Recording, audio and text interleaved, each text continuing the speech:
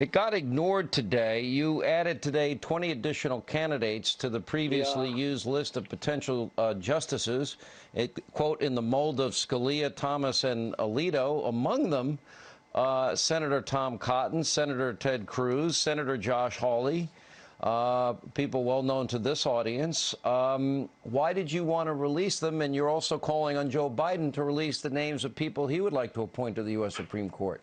Because outside of war and peace, the most important thing a president does is select Supreme Court justices and judges. You know, we're going to have probably over 300 by the end of my first term, which is a record.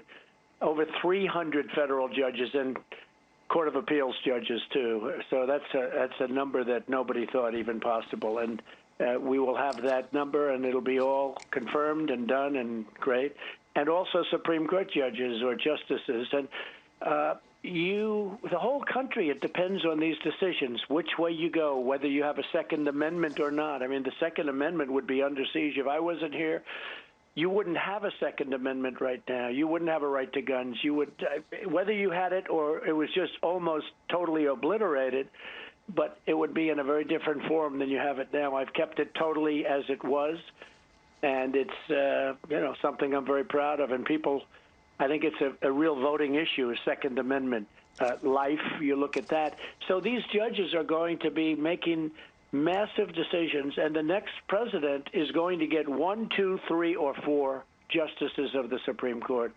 I have 2. That's actually considered a lot. You've had many presidents, frankly, where they didn't have. I think they had none. Many of them had none. You know, they stay on there a long time. You don't have many, and they stay on there for a long time. So you've had presidents with none that have been in for a long period of time. But I've already had 2.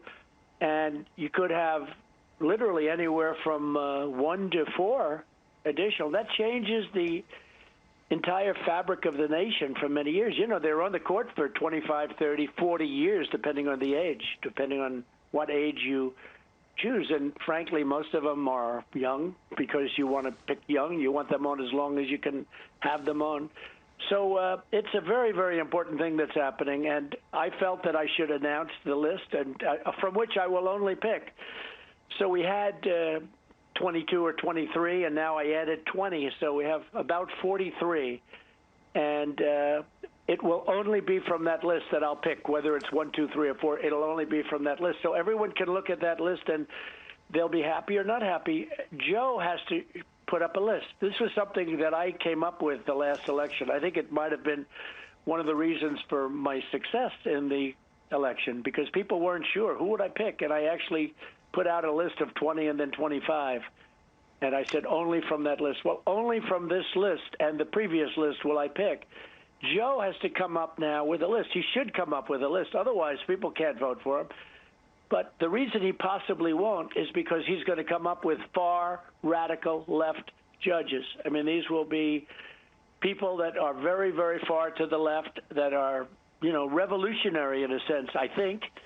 And he's got to come up with them. I don't know that they're going to allow, because they control him totally.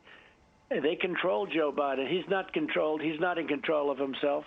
He's controlled by the radical left. It's a very dangerous part of our society, and he is totally controlled, and he's not going to be able to name Democrat judges that are in the middle someplace or normalized, people that are like normal people. He will be forced to pick extremely radical left judges, and I don't think you can get elected if you do that.